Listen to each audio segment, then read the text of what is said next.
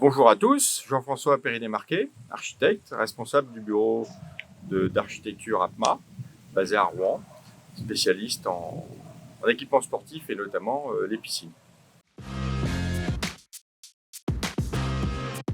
On a construit plus, je crois, de 120 piscines un peu partout en France.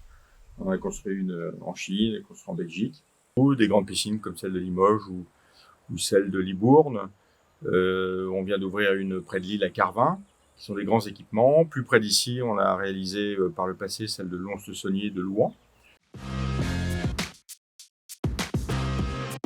Pour ce dossier de la piscine de Villars-Saint-Sauveur, on s'est associé avec des compétences techniques comme Soja ou Agir Acoustique, mais également des compétences locales, AD+, architecture, sur François Raymond, qui est paysagiste aussi sur ce dossier, et puis les bureaux d'études CSB, bureau d'études Lazarotto et en VRD, le cabinet Collin, qui vont nous permettre de réaliser ensemble cette belle piscine qui sera située derrière moi dans l'espace que vous voyez.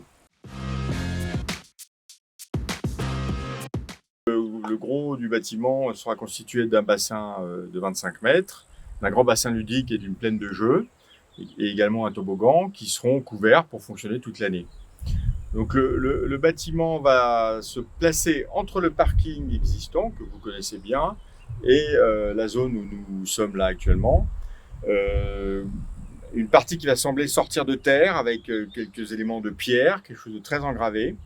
Et puis sur la partie de baignade, le hall de baignade, avec le bassin sportif d'un côté et le bassin ludique de l'autre. Bassin ludique plutôt à l'ouest, bassin sportif à l'est, c'est plus logique en termes d'orientation.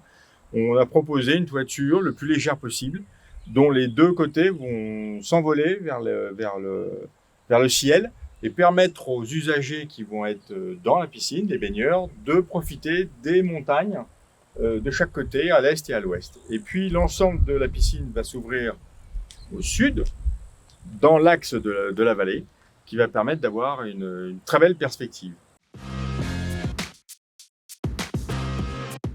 Alors, au-delà du bâtiment qui va s'implanter par là-bas, en extérieur, on a différentes idées. Au départ, il a été proposé de démolir ce bâtiment, mais on a trouvé qu'il était intéressant, notamment le soir, hein, c'est là où on va profiter du soleil.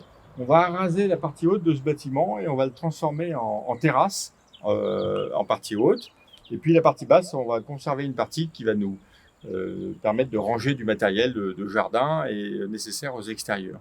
On va conserver aussi, c'est important, redonner en fait aux baigneurs le talus qui est là-bas, comme une espèce de cirque naturel verdoyant qu'on va aménager en douceur. Il n'y aura plus le chemin qui passe derrière, le chemin pour aller au camping va passer de l'autre côté, le long du tacon. Ensuite, on propose un pentaglisse qui va venir jouer avec ce bâtiment, s'accrocher dans la colline. Un pentaglisse qui est un équipement sympathique puisque familial, hein, en contraste du toboggan qui sera dans la piscine, qui lui est un élément qu'on fait seul. Donc c'est intéressant d'avoir une variété de propositions.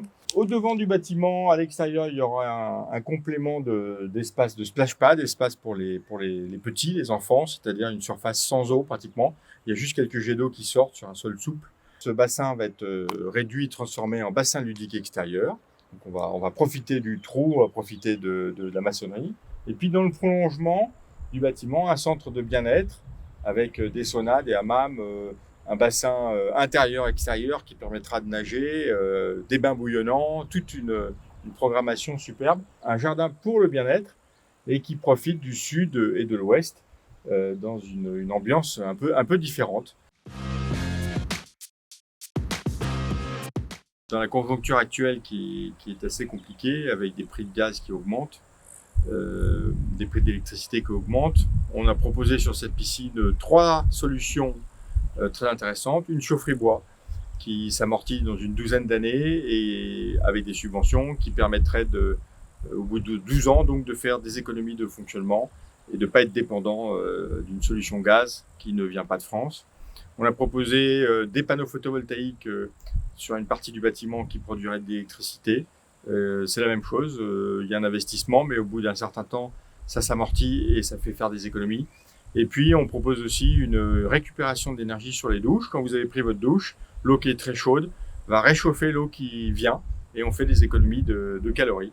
C'est pas anodin, un ensemble de dispositifs qu'il n'y avait pas dans les piscines il y a seulement 10-15 ans.